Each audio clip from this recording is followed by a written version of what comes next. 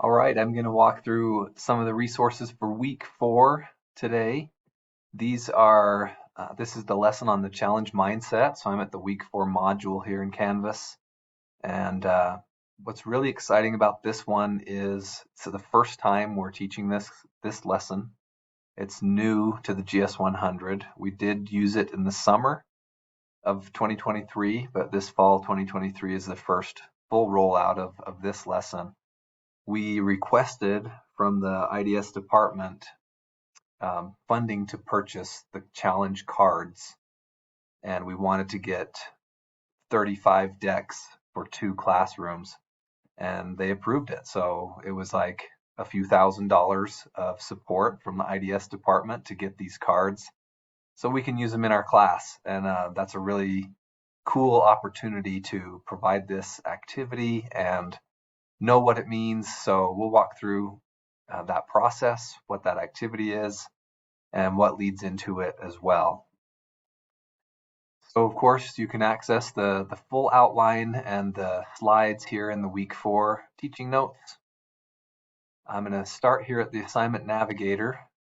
So before coming into this class, they've read chapter 9 in Zookeeper Secret, and they've done the week 4 reading and discussion. So there's something unique about this reading and discussion post. At the end of the chapters that are related to one of the 7 heresies, and this is the 7th heresy, so we're kind of starting at the end. They read the chapter, and at the end of the chapter, it offers 4 different activities under a section called What to Do Now. So you can look on page 128 in the book to review those. There's a journal reflection about service. There's a listing work you've done and how it builds the kingdom of God. There's creating a conversation with people who benefit from the work you do.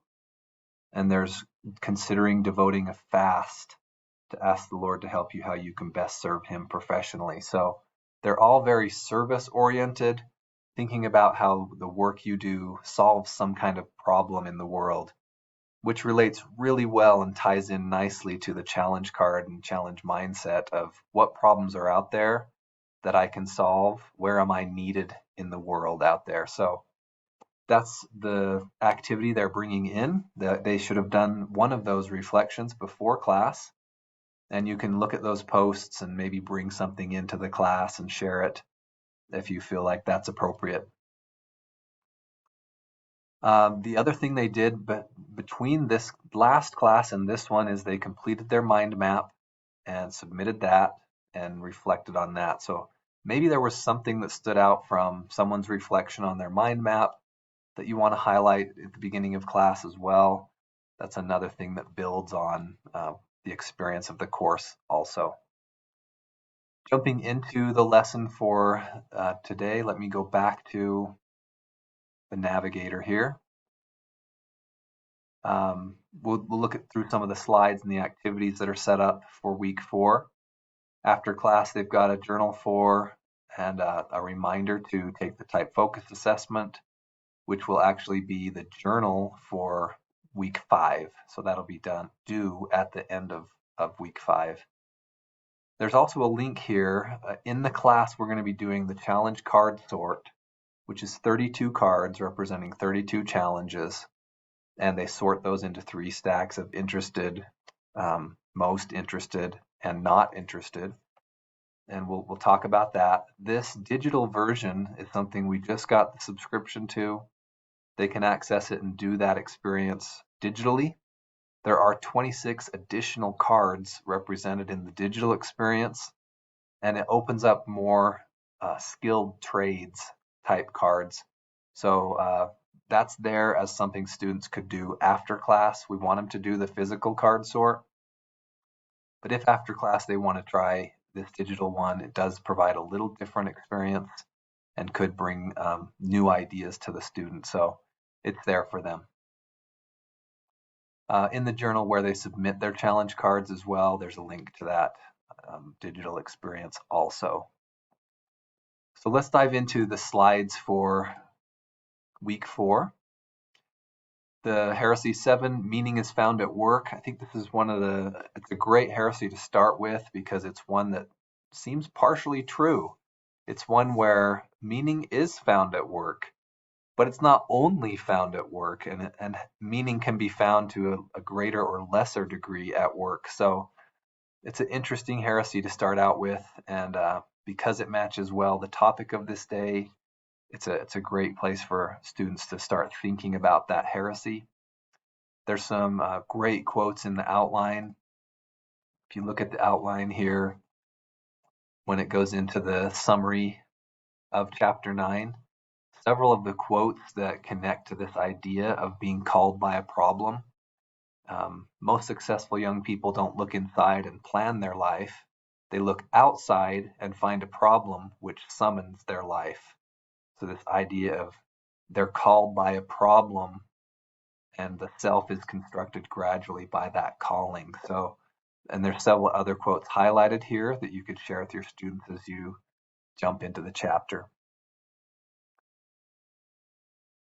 There's an opportunity to review the career exploration model, just to show how this all connects. The challenge card activity and the topic of the day really works well with all 4 of these areas of the career exploration model. Self-discovery, what's the most important challenge to me? Purpose, again, what's the most meaningful challenge, most purposeful challenge? What industries are already working on that challenge?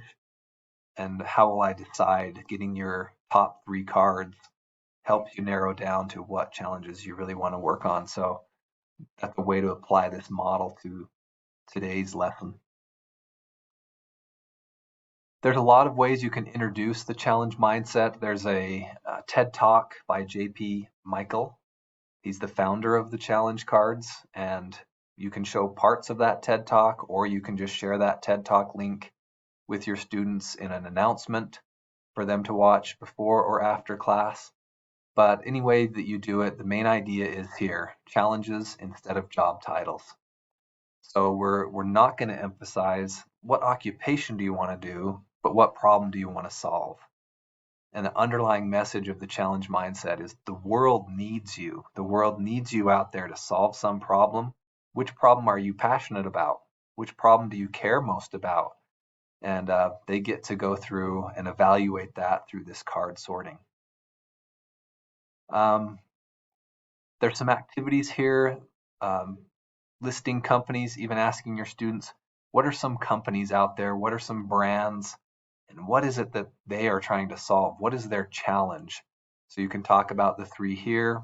You could use other examples if you want to. It's one way to promote some discussion about the challenge mindset. A challenge card face-off would be where you take 2 challenge cards and you have the class vote on which challenge is more important. And you might have everybody who believes this challenge of engineering better medicine is more important, come to this side of the room. If you feel like solving world hunger is more important, go to the other side of the room. It's an active, fun way to kind of say like, okay, we have different values, different levels of importance to these different challenges. So a challenge face-off, some kind of bracket could be used, and you could come down as a class to like this is our important challenge for our class. Wouldn't spend too much time on this, but it could be a great active activity to, again, go through that. The meat of the time, most of the time of the class session will be going through this challenge card sort. It takes about 7 minutes for most students to sort through the 32 cards into the 3 piles. Might take another few minutes to get only 8 on this very first sort. Limit it to only 8. And that's going to be important because if there's 15 in that pile, it's going to be harder to get down to 3, which is the ultimate goal. So your goal at the end is going to have 3 cards in, and then have these questions here. Why is that card important? What difference do you want to make with that challenge? What do you want to learn about this challenge? So having a discussion after they've sorted those cards. So this slide stays up during the entire experience of sorting through the cards. And students should get a a picture of their 3 cards.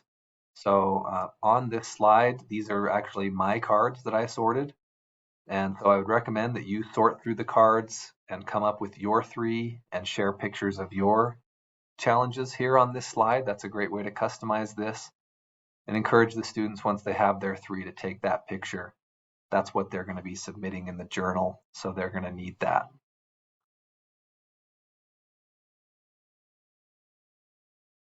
One other thing I've done to customize here, after I show my 3 cards, because I have take care of and learn from animals, and I really have donkeys, I show some cool donkey pictures, and I go through and talk about why that's an important challenge for me, why I think it's meaningful to connect with animals, and it's just a fun way for me to explain a little bit more about why that challenge is important too. So if you feel like there's a challenge that comes up in your cards, you can tell your students about that. We connected, this is from the challenge card website, where the color of the cards do represent categories, and those are represented here. You can see if your students have all of one color in their cards, their top 3, or if they have a variety of colors, which is more common. So it's really not one area, one industry, one category.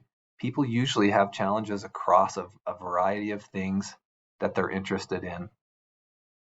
And we did do a real general mapping of the challenge card colors to colleges at BYU Idaho, where some of those things are being tackled, and majors in those colleges are training you to take on those challenges. So that can be looked at briefly as well. As they look at the back of their cards, are there any sample careers listed that sound interesting? This is another discussion opportunity. What could you do to find out more about that challenge or career? There are some recommendations on the instruction card in the decks to go out on social media and say, these are challenges that are important to me. Who works on these? Is there someone you know, or is there someone I should connect with to work on this challenge? And then this brainstorm session is more reflective. It's for a person to say, okay, here's this card that I think is really important. Who's already working on this? What jobs are there? That's on the back of the card. What companies hire people in those kind of jobs? What else do I want to know? Is there anyone I know that's already working on it that I could interview? And that's going to lead into a later activity in the course of the informational interview. So again, back to the big picture, this model, this challenge card activity really does cover all 4 parts. And that's why we love having this right near the beginning of the course, week 4. They're pretty primed. They've done some self-identity awareness activities with the tree, with the mind map. Then this opportunity to think about careers as challenges, not job titles. It sets them up for really diving into, what area do I want to pursue? What area do I need to explore more? So after this class, the full outline has some more ideas and examples as to how to go through these experiences. And let's just go back to what they're doing after class and review the journal. So in this journal, they're going to upload a picture of their top 3 cards. If they did the digital experience, they could upload the PDF, which includes their top 3 cards. There is a virtual section of GS100 where that's what they're doing, is the digital experience. So instructions are there for that. In their text box, we want to hear, what are sample careers on the back of those cards? Is there anything that stood out? So list some of those, and then reflect. Why is that challenge meaningful or important to you? How do you want to make an impact? What is it about you, your characteristics, spiritual gifts, that draws you towards this challenge? So some great reflective questions for them to think about. So as those come in, you can review, and it's a pretty great experience from start to finish. The book, the activity, the model, everything really comes together nicely in this lesson. So we hope you enjoy it, and hope your students enjoy that experience as well. Thanks again for teaching with us.